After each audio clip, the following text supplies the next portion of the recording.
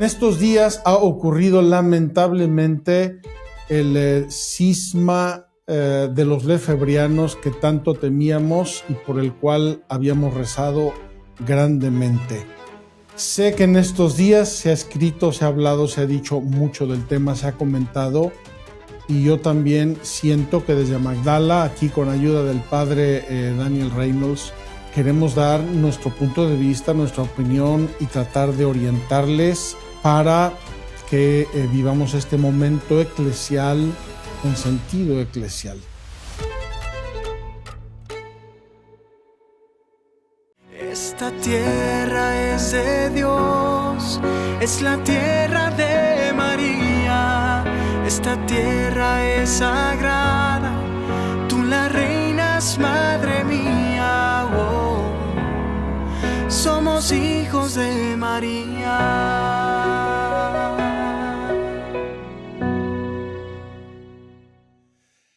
Quiero empezar directamente con un tema que me parece fundamental. Vamos a partir de una base importante, sólida, para analizar qué pasó el 1 de julio con el tema de esta sociedad sacerdotal de San Pío X, que, como sabemos o llamamos comúnmente los lefebrianos, de su fundador, de su iniciador, Monseñor Marcel Lefebvre.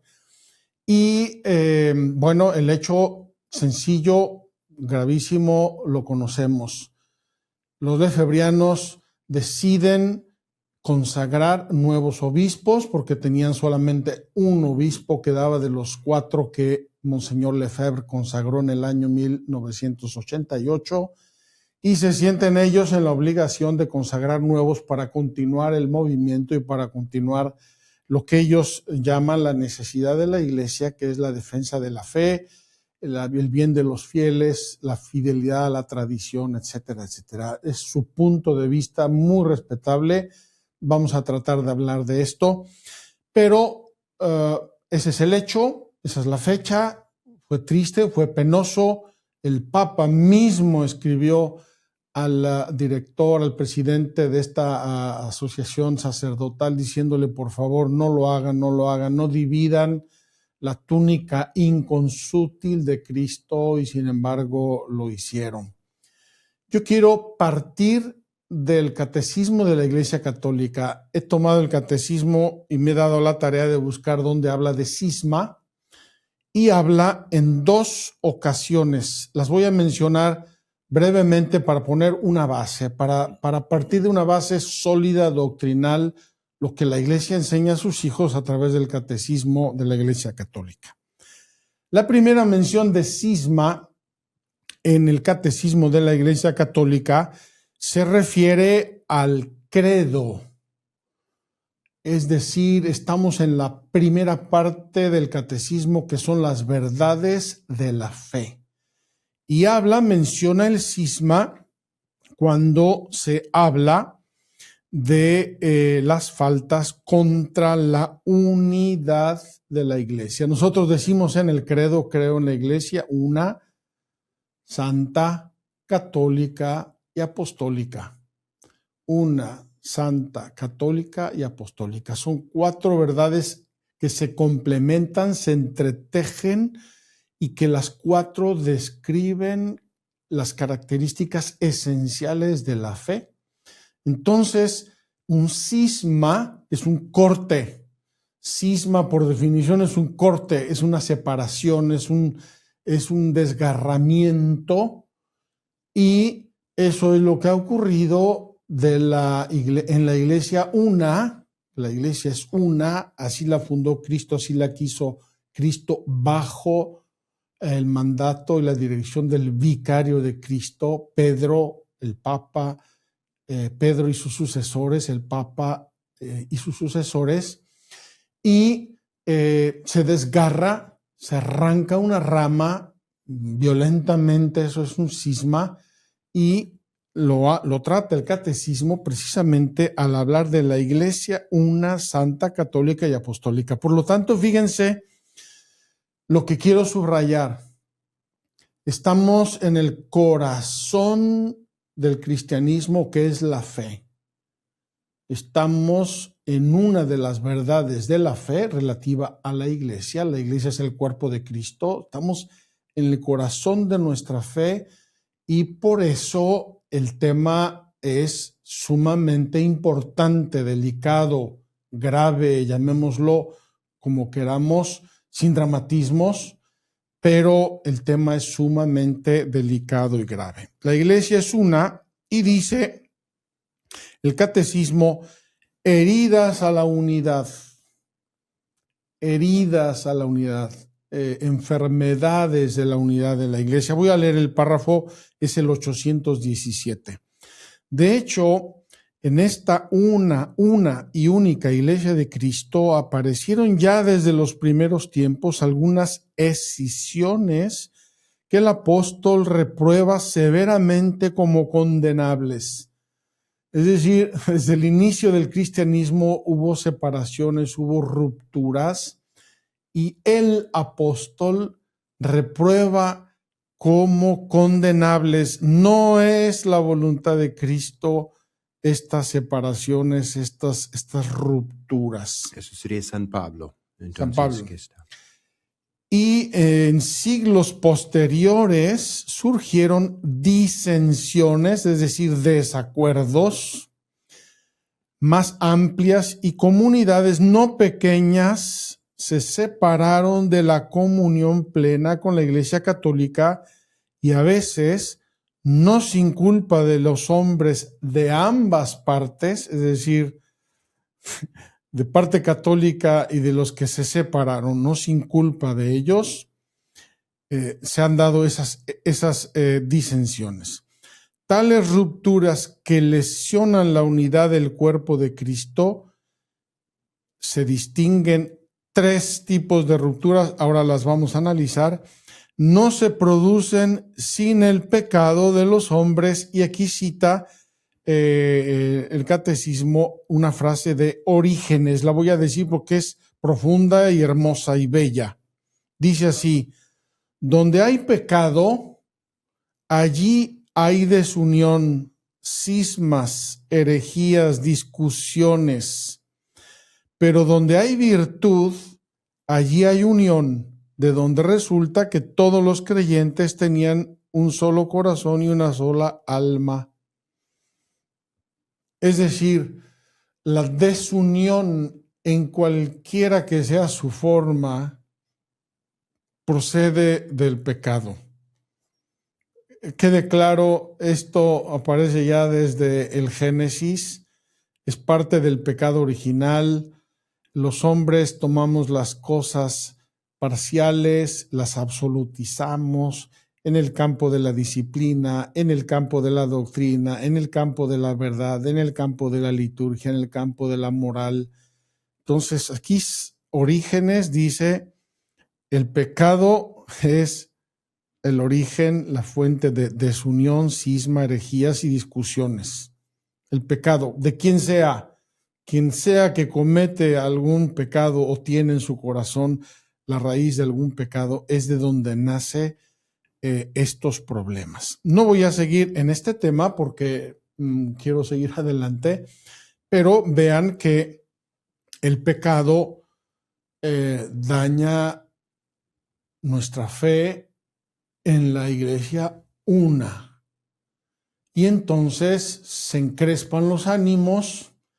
Entonces empieza uno a formular y a encontrar razones, ideas y a justificar lo que uno piensa, porque así somos los seres humanos.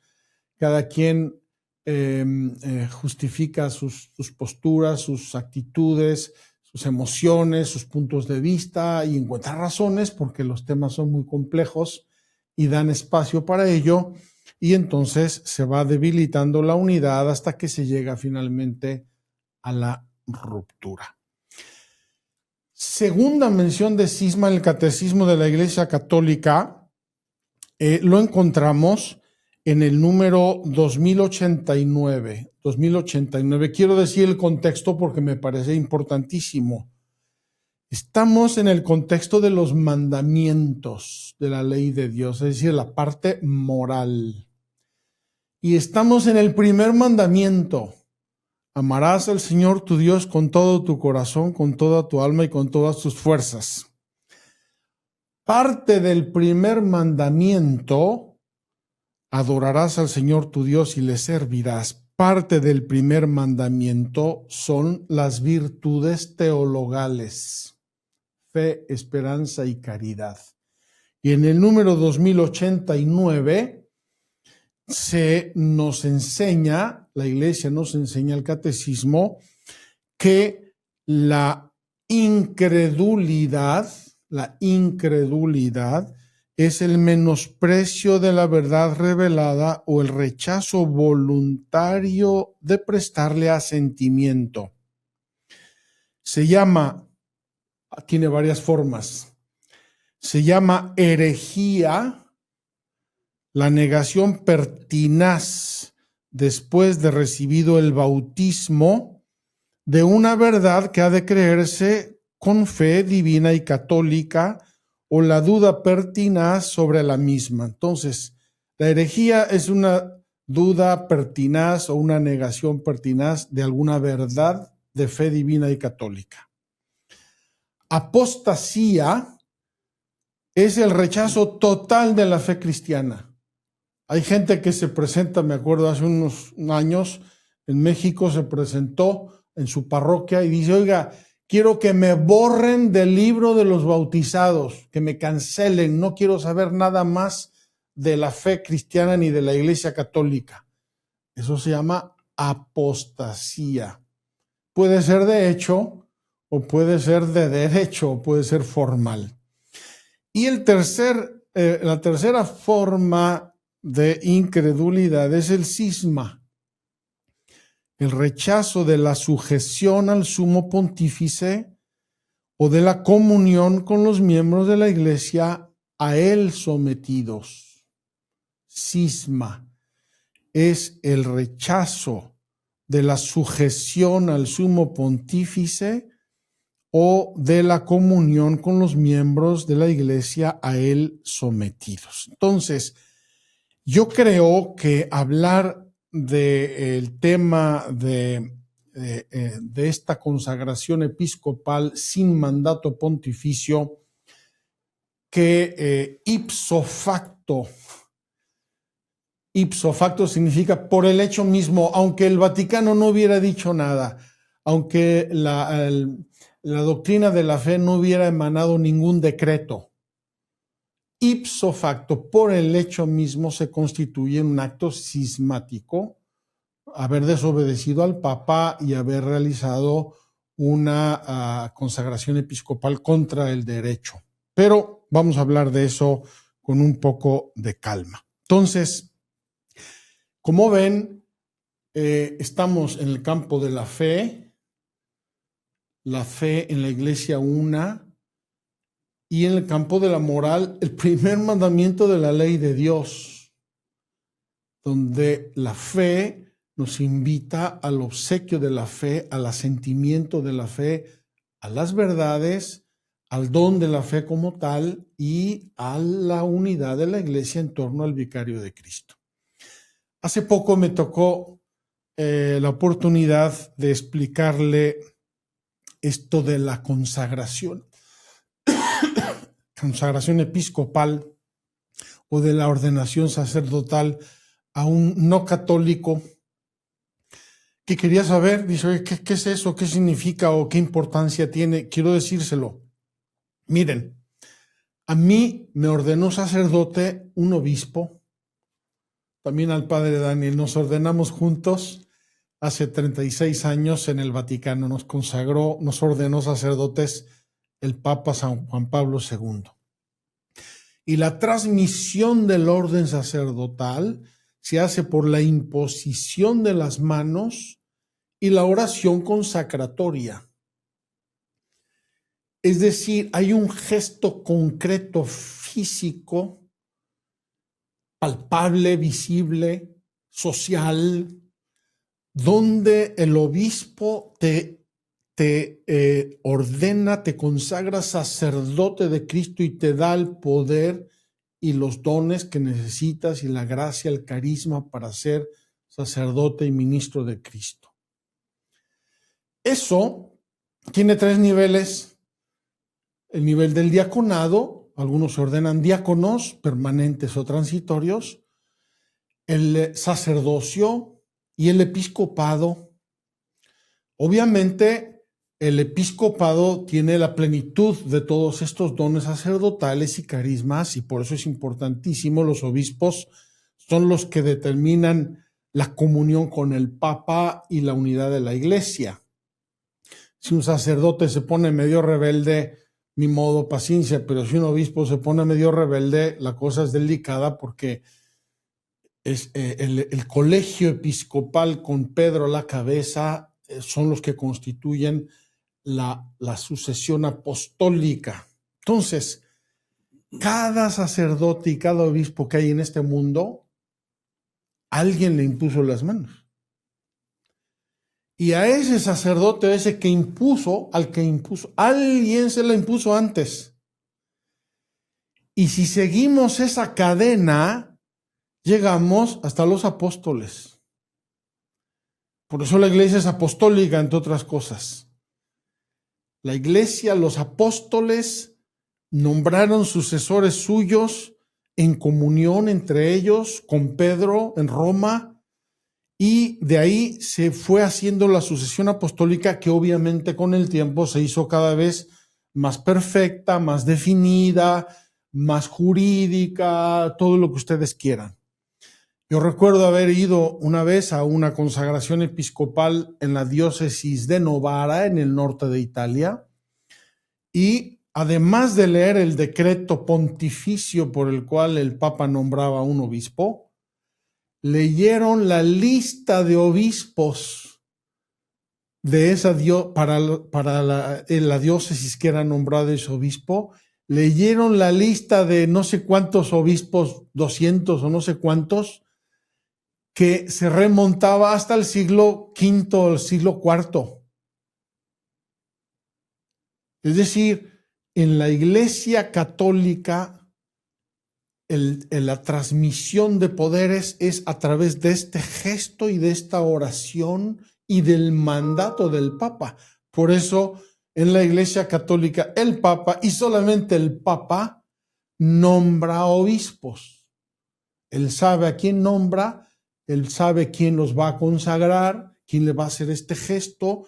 Hay un mandato pontificio y eso es lo que garantiza que esta estructura que se va haciendo en torno a la imposición de las manos, garantice la comunión, la sucesión apostólica, etcétera, etcétera, a través del vicario de Cristo.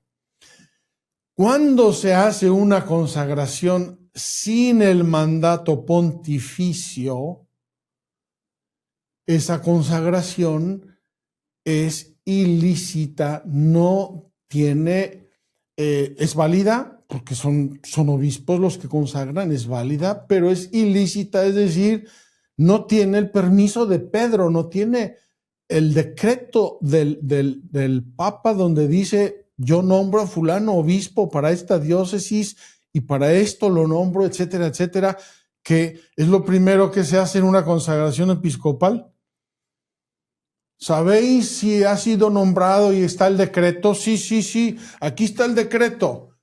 Léanlo, por favor, y se lee delante de toda la comunidad eclesial el decreto donde el Papa nombra un obispo. ¿Qué es lo que pasó en esta consagración episcopal? Y esto me parece que es un reflejo muy claro del verdadero y sustancial problema que hay con este caso de los lefebrianos. Y cuando digo lefebrianos, no quiero decirlo de ningún modo despectivo, negativo, lo que sea. Se identifican así por Monseñor Lefebvre, son hermanos nuestros, los amamos, los tenemos que amar, son hermanos nuestros, nos duele lo que está pasando, queremos que se solucione por el bien de todos, queremos concederles a ellos la razón en la que lo tienen, queremos que la unidad de la Iglesia se restablezca cuanto antes. Eso que quede claro, quiero vivir este momento con una actitud eclesial, cristiana, de caridad, no de rompimiento, de juicio o de señalación. Puedo subrayar lo que está diciendo ahora. Lo del cismático sigue siendo cristiano y por lo tanto hermano nuestro. Y Sí. como está subrayando usted mismo, aquí hay un tema de caridad fraterna entre nosotros. Claro, Eso sí, sí. tenemos y queremos vivir esto desde un punto de vista cristiano, virtuoso. No estamos peleándonos ni estamos enjuiciando a nadie. Queremos de verdad restablecer la comunión y por eso esta explicación. Bien, ¿qué pasó? Y me parece a mí que fue el tema más delicado de la consagración episcopal. Cuando en el rito de consagración episcopal al inicio el obispo consagrante dice, ¿tenéis el decreto de nombramiento de estos señores? Ellos dicen, sí, lo tenemos, lo cual no era verdad. Dice el obispo que se lea el decreto y sacan un papiro muy bonito, muy bien enredado, que parece un decreto pontificio, así son unos documentos clásicos de la iglesia, preciosos, muy artísticos. Sacan un documento que parece eso, lo desenrollan, etcétera, y leen una declaración que es una declaración muy grave, y muy grave en este sentido. Muy grave en el sentido de la comunión eclesial, la comunión de la iglesia, la comunión de fe, de obediencia, de doctrina y de fe. A mí me parece que este decreto que leyeron es mucho más grave, perdónenme la expresión, a lo mejor no es exacta, pero a mí me parece, estoy hablando de una percepción muy personal. El decreto es el iceberg. La consagración episcopal es la punta del iceberg. Voy a leer el decreto brevemente, son pocas líneas, tal como ha sido publicado en los medios. Me perdonan si no es exactísimo, no me he dado la tarea de verificar la traducción del original, etcétera, pero dice así: es la Iglesia Católica Romana, siempre fiel a las santas tradiciones recibidas de los apóstoles, quien en circunstancias totalmente excepcionales exige de nuestra parte proveer a la preservación de las mismas. Esto es el depósito de la fe y tomar las necesarias medidas para seguir transmitiéndolas fielmente a todos los hombres para salvación de las almas. Aquí, con todo respeto y caridad, se inventan un sujeto. La Iglesia Católica Romana. Si el Papa el día anterior les pide con un documento público que no hagan las consagraciones, no pueden decir al día siguiente que la Iglesia Católica Romana les está pidiendo eso, excepto por un juicio de valoración muy subjetivo de ellos, que es lo que rompe la comunión, es lo que no está de acuerdo a la verdad objetiva. Sigue la lectura de este supuesto decreto. Habida cuenta de que desde el Concilio Vaticano II hasta nuestros días, las autoridades de la Iglesia están imbuidas de un espíritu contrario al de la fe. ¡Ay, caramba! Padre, usted es autoridad en la Iglesia porque es sacerdote de Cristo. Y yo también. Aquí estos señores nos dicen que estamos contra la fe de la Iglesia y obramos contra la sagrada tradición. O sea, el Papa, los cardenales, los obispos, los sacerdotes, las congregaciones religiosas masculinas y femeninas. De veras, estamos imbuidos de un espíritu contrario al de la fe y obramos contra la sagrada tradición. Esa es la premisa, y con esa premisa nos han excomulgado a todos. Esto es lo que a mí me parece más grave porque expresa la falta de comunión eclesial, la eclesiología de base que los dirigentes de esta asociación sacerdotal están poniendo como base de sus actos y de sus decisiones. Entonces terminan.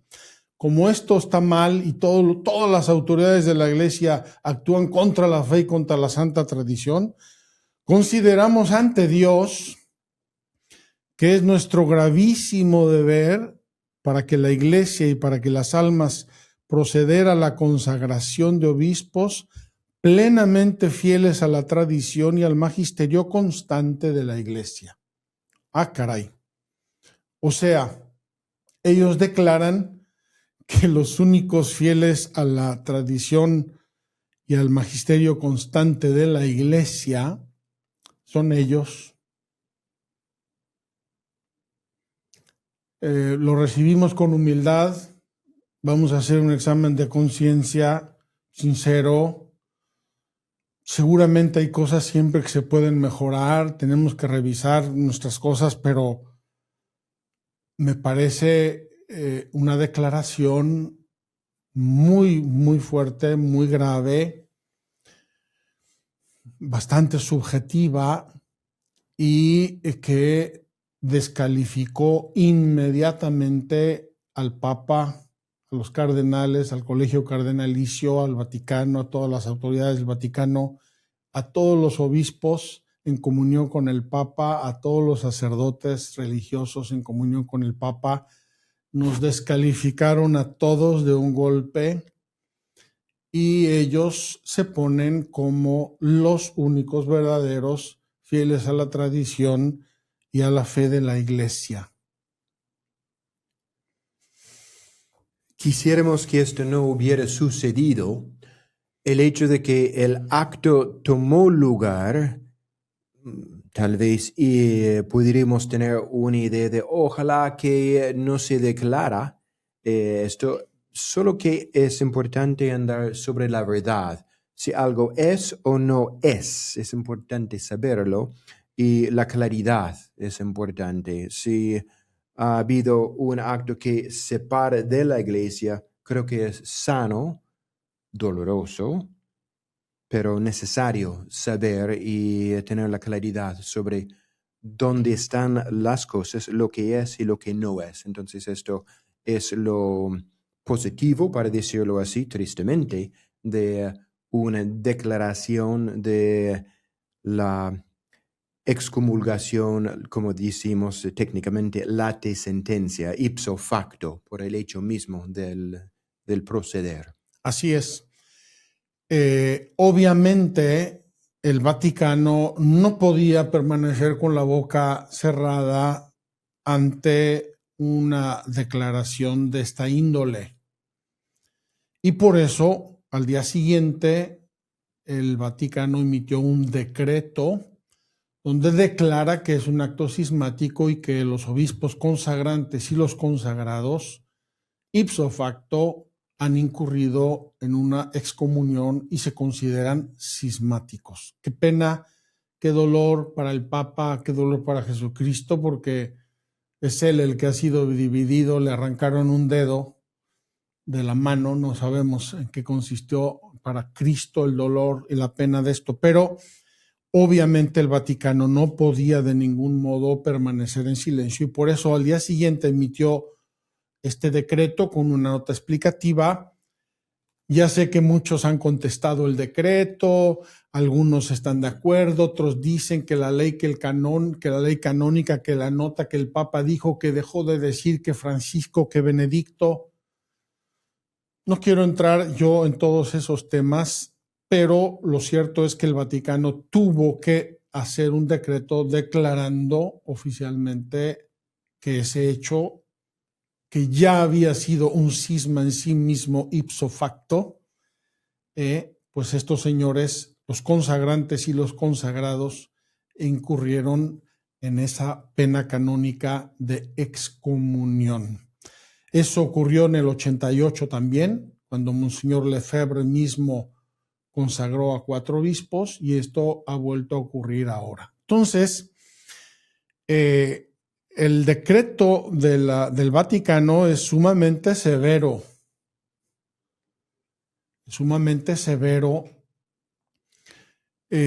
Requeriría un análisis técnico canónico muy serio, muy definido hasta el último detalle. No lo vamos a hacer aquí, pero obviamente, independientemente de las penas canónicas, no quiero entrar ahora en el derecho.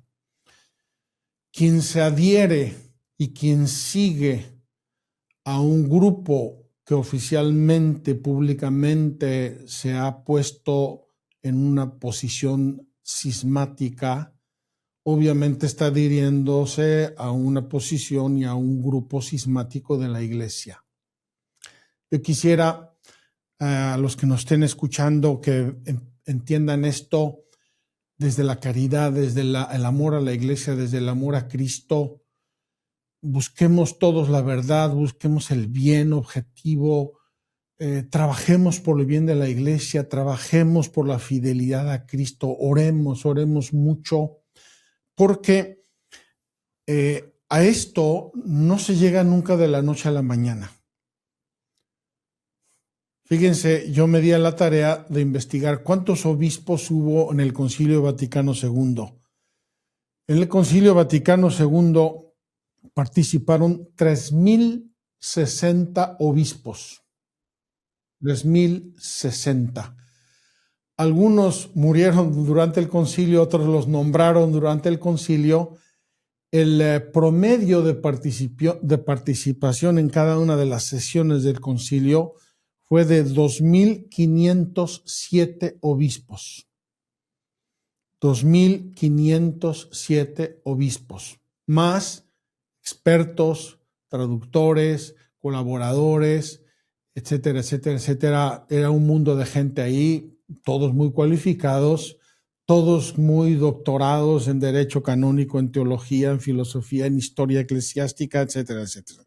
Entonces, yo supongo que no todos estarían de acuerdo en todo lo que se dijo en el concilio, pero finalmente el concilio llega a unos acuerdos, a unos decretos, y eso se asume en la fe y en la comunión de la Iglesia. Y con la aprobación del Papa siempre. Se asumen porque el Papa los promulga, el Papa los hace suyos, los firma, etcétera. De hecho, así comienzan los decretos del Vaticano II. Pablo, obispo, siervo de los siervos de Dios, decreta. Es el Papa, el jefe, el centro de la comunión eclesial. No puede haber dos cabezas. Si hay dos, se rompe la unidad. Por eso el Papa es el único que puede decidir y decretar el nombramiento de un obispo para mantener la unidad de la Iglesia, cosa que es dificilísima. Imagínense nombrar obispos para todo el mundo, una persona que vive en el 3er piso del Vaticano. Necesita todo el cuerpo diplomático vaticano, los nuncios, necesita la participación de mucha gente, la ayuda, muchas cosas. Bien. ¿Cómo se llega a esto? ¿Por qué se llega a esto? Yo me voy a referir a unos principios filosóficos muy sencillos y muy obvios, si quieren. Miren, dice Santo Tomás de Aquino que un pequeño error al inicio, al final se vuelve grande. parvus error in initio magnus et infinem. De esos 3060 obispos, yo quiero decir otra cosa. Siempre después de los concilios ha habido movimientos de este tipo. Siempre ha habido alguien que no está de acuerdo, que patalea, que se enoja, que repela, que contesta. Siempre ha habido en toda la historia de la Iglesia. Entonces, no nos extrañemos, no nos desgarremos las vestiduras, siempre ha habido. Lamentablemente, en este caso, pues fue Monseñor Lefebvre, un santo obispo y un santo misionero en África, francés, etc. Pero seguramente comenzó con una pequeña duda, con una cierta inconformidad. Yo quisiera, me parece, no estoy de acuerdo, no lo entendí. Y eso empieza a crecer y se empieza a compartir. Y eso empiezan a darse cuerda unos a otros y empiezan a hacer seguimiento y escuela. Y ahora son varios cientos de miles de personas con muchos sacerdotes y con 6 obispos excomulgados. Los errores pequeños al inicio luego se hacen grandes. Dice también San Agustín, ahora que estamos con el Papa León, que es agustino, dice San Agustín, que la herejía es una verdad con error. Es decir, es una computadora con un virus. La herejía no puede subsistir sin verdad. Es una media verdad. Y entonces se fija uno en la parte verdadera y se agarra a la parte verdadera, jalonea a la parte verdadera sin darse cuenta o cerrando el ojo o sin querer admitir la otra parte que no es verdad. Bien. Padre, no sé, seguramente nuestros amigos querrán saber algo, tendrán dudas. ¿Qué piensa usted? Padre Juan, ha habido el decreto el reconocimiento de la excomunión por el hecho de consagrar a los obispos. Esto lógicamente cae sobre el obispo que consagra y los obispos ordenados en esa ceremonia. Ahora, los fieles que participen, que se adhieren, ¿hasta qué punto afecta a todos los fieles que están involucrados, que participan de este movimiento? Mire, voy a leer el decreto. Lo voy a leer porque lo tengo aquí. Es una traducción, repito, no me di a la tarea de verificar la traducción. Dice, a pesar de las advertencias dirigidas al superior general de la Sociedad Sacerdotal San Pío X, el obispo Alfonso de Galarreta, al cometer un acto cismático mediante la consagración episcopal de 4 sacerdotes, sin mandato papal y contra la voluntad del sumo pontífice, hay 2 cosas que se suman: sin mandato y contra la voluntad, porque a veces, por ejemplo, en casos de guerra, ha habido obispos que consagran sin mandato para asegurar la sucesión apostólica en una situación excepcional de guerra, etcétera, donde no puede pretenderse el mandato pontificio. Pero aquí no solamente no hubo mandato pontificio, sino hubo una petición pública y expresa del Papa de no consagrar obispos. Sin mandato papal y contra la voluntad del sumo pontífice, han incurrido ipso facto, es decir, por el hecho mismo, aunque no haya decreto ni lo diga el Vaticano, ipso facto incurren en las penas previstas en los cánones 1387 y 1364, etcétera, que es la excomunión. Por consiguiente, declaro a todos los efectos legales que tanto el mencionado obispo Alfonso de Galarreta como Pascal Scheibert, Michael Goldade, Michael Poissonet de Cibri y Mark Hanapier han incurrido ipso facto en una excomunión late sententia reservada a la sede apostólica. Late sententia significa por la sentencia prevista por el derecho. Es decir, si compras, voy a decir una tontería, si compras una botella de whisky, te haces alcohólico. Si yo voy y la compro, pues me hago alcohólico. Ya me lo habían advertido, pues ya estaba la sentencia dada. Es un ejemplo banal. Declaro además que el obispo Bernard Felley, al haber participado directamente en la celebración litúrgica como co-consagrador y por lo tanto al haberse adherido públicamente al acto cismático, ha incurrido en la excomunión late sentencia prevista en el canon, etc. Se advierte a los clérigos y fieles laicos que no se adhieran al cisma de la Sociedad Sacerdotal San Pío X, pues incurrirían automáticamente en la pena de excomunión late sentencia. Aquí la nota, esto es el decreto, hasta aquí, dado en el Palacio del Dicasterio el 2 de julio al día siguiente. No es lo único que publicó la Iglesia al día siguiente publicó también una invitación a los fieles que quieran permanecer en la Iglesia o volver a la comunión de la Iglesia y a los sacerdotes que quieran volver a la comunión de la Iglesia.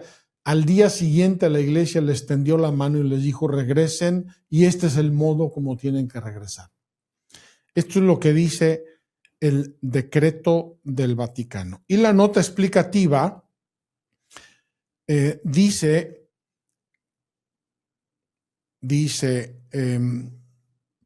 la vamos a leer completa. Desde los tiempos de San Pablo VI hasta las últimas conversaciones celebradas recientemente en este dicasterio, los múltiples intentos de reconducir a los adherentes al movimiento iniciado por Monseñor Marcel Lefebvre a la plena comunión con la Iglesia Católica se han revelado vanos.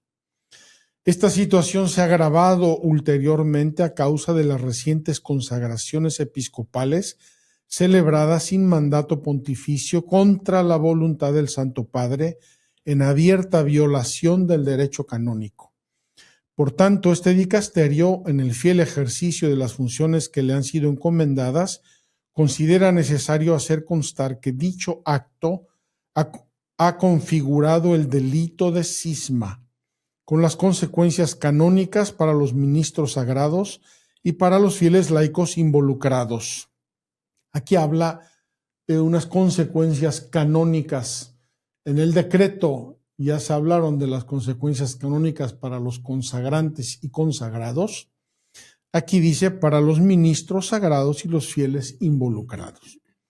En efecto, como ya fue declarado en 1988, tal desobediencia, que lleva consigo un rechazo práctico del primado romano, constituye un acto cismático, citan un decreto de San Juan Pablo II.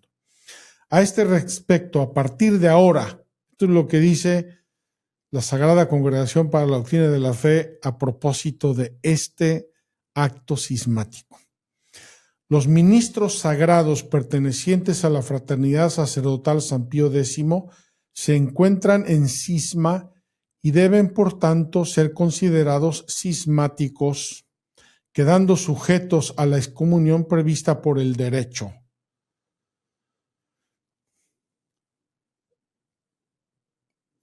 No quiero comentar mucho esto desde el punto de vista canónico, simplemente leo el hecho. Los ministros que adhieren a un cisma públicamente son cismáticos. Aquí dice que quedan sujetos a la excomunión.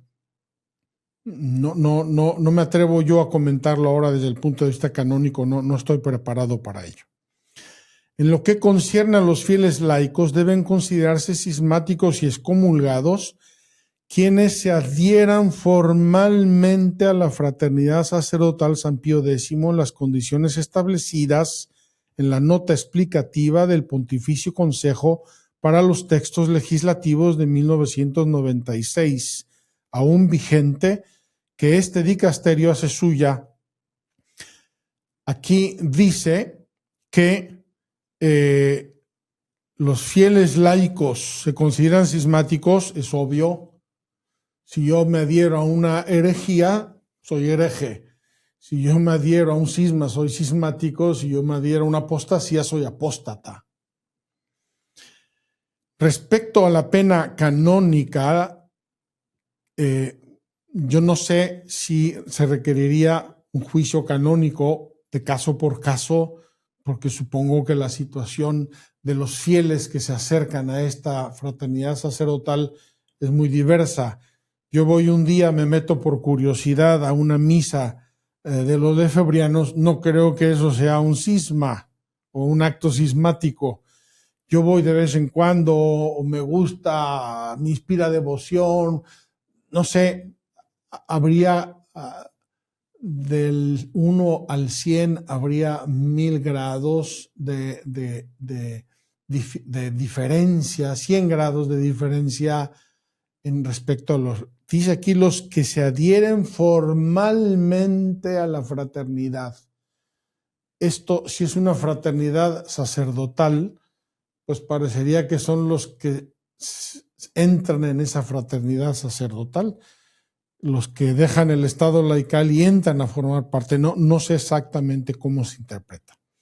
Se advierte finalmente al santo pueblo de Dios que los ministros sagrados de la fraternidad sacerdotal San Pío X administran ilícitamente los sacramentos.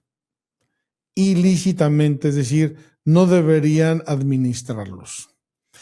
Y que el sacramento de la penitencia por ellos administrado y el matrimonio por ellos asistido son inválidos, no solamente ilícitos, sino inválidos, no solamente ilegales, entre comillas, en términos canónicos es ilícito, sino inválido, es decir, no existe. Si un sacerdote de la fraternidad, es lo que dice el decreto del Vaticano, si un sacerdote de la fraternidad San Pío X preside un matrimonio, ese matrimonio es nulo. Y si administra el sacramento de la penitencia, ese sacramento de la penitencia es inválido, es decir, no perdona los pecados. Eso es lo que está diciendo esta nota explicativa, que es obviamente muy seria porque la situación eclesial en que se ha puesto esta gente es muy penosa. Padre Daniel, ¿algún comentario, pregunta, duda, sugerencia? Pues se entiende entonces que la Eucaristía podría tener su validez. Tiene validez, la Eucaristía es válida, ilícita, pero válida. Bien. Ahora, frente a todo esto, creo que tenemos un problema que tenemos que reconocer. Tenemos la parte humana en la iglesia y la parte humana puede fallar. La autoridad se ejerce y Jesucristo lo ha querido así en personas humanas caídas que pueden fallar de una forma u otra.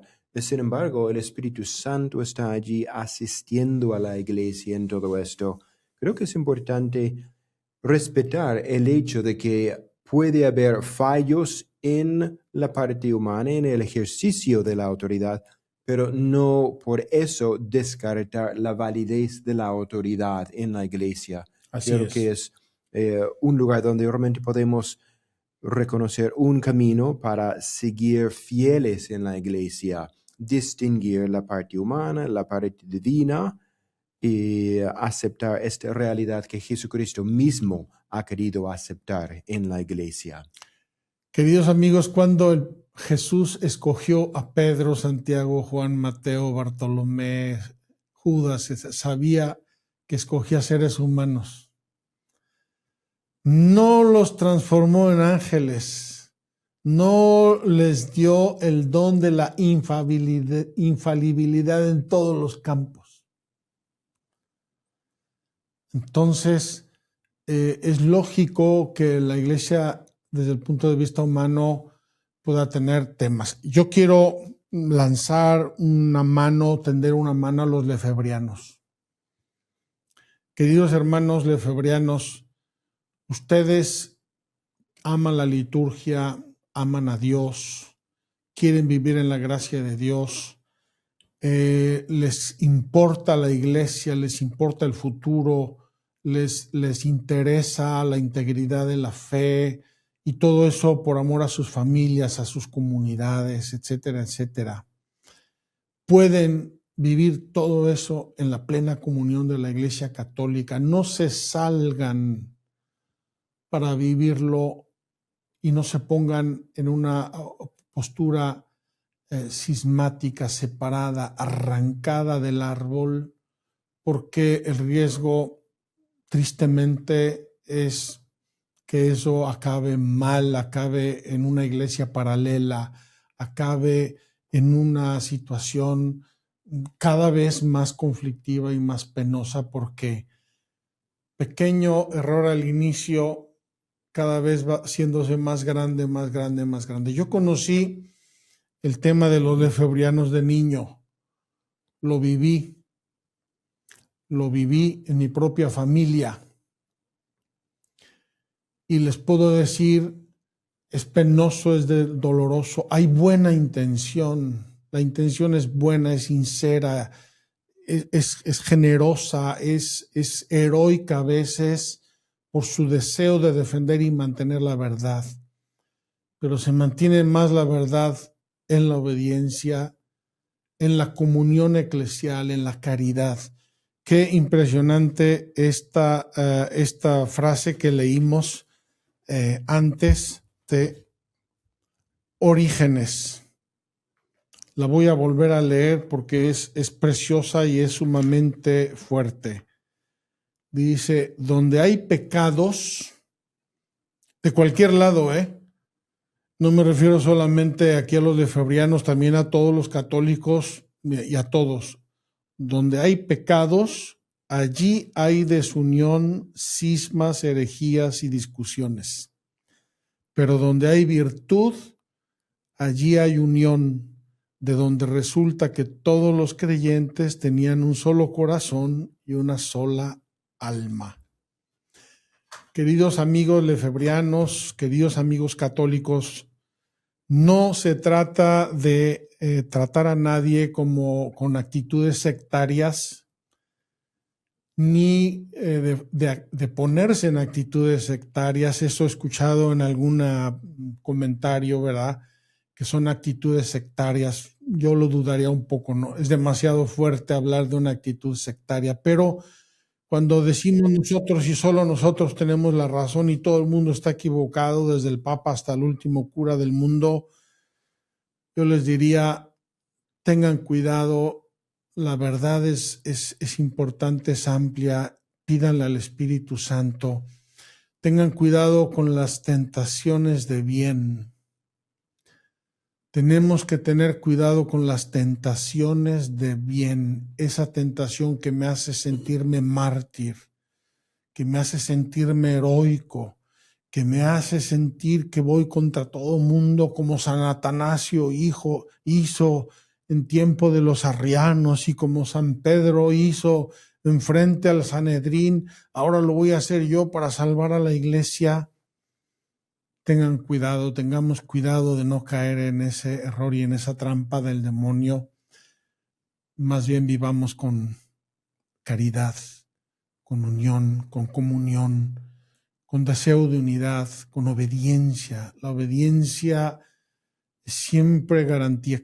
Miren que Cristo nos salvó por su obediencia, no por los clavos de la cruz ni por los latigazos. Lo dice San Pablo claramente. Así como por la desobediencia de uno entró el pecado en el mundo, así por la obediencia de otro entró la salvación. La obediencia salva, purifica, redime, nobilita, santifica. Yo quiero invitarles a todos y a cada uno de ustedes, ¿verdad, Padre? Desde Magdala, invitamos a amar la comunión de la iglesia, a construirla. Y en el campo litúrgico, que es la bandera de todo este problema, no es la sustancia, como ya les dije, el iceberg es la falta de comunión eclesial y la consagración de obispos, y el tema litúrgico es la bandera, es lo que se ve del iceberg. Defendamos el sentido de lo sagrado, el amor a la liturgia, el respeto a la liturgia, la dignidad de la liturgia, de las iglesias, de los templos. Todo eso, en todo eso, los lefebrianos tienen mucho de verdad. Ha habido mucho abuso litúrgico, ha habido mucha superficialidad en el trato con los sacramentos, con las iglesias, con el Santísimo. Recapacitemos todos para buscar la verdad y el bien objetivo, pero sin romper nunca la unidad de la iglesia. Nos vemos la próxima semana, si Dios quiere, como último antes del Rabuní, y luego nos estaremos viendo desde el Rabuní. Que Dios los bendiga. Oremos mucho, mucho, mucho por nuestros hermanos lefebrianos, por la comunión de la iglesia y por el Papa León, que le ha tocado ya empezar a cargar cruces bastante dolorosas y pesadas. Que Dios los bendiga. Mis queridos amigos, Magdala permanece en medio de esta crisis, de este conflicto. Soy el padre Juan María Solana. Les mando este mensaje desde nuestro búnker cenáculo, donde nos estamos refugiando en estos días. Queremos seguir siendo un poquito de luz en medio de este conflicto. Queremos seguir llevando paz, amor, serenidad con la palabra del Evangelio desde Magdala. Quiero animarte a ayudarnos con un donativo mensual, aunque sea de $1, $5, lo que quieras y puedas. Eso hará posible que nuestra misión continúe en estas circunstancias. Que Dios te bendiga.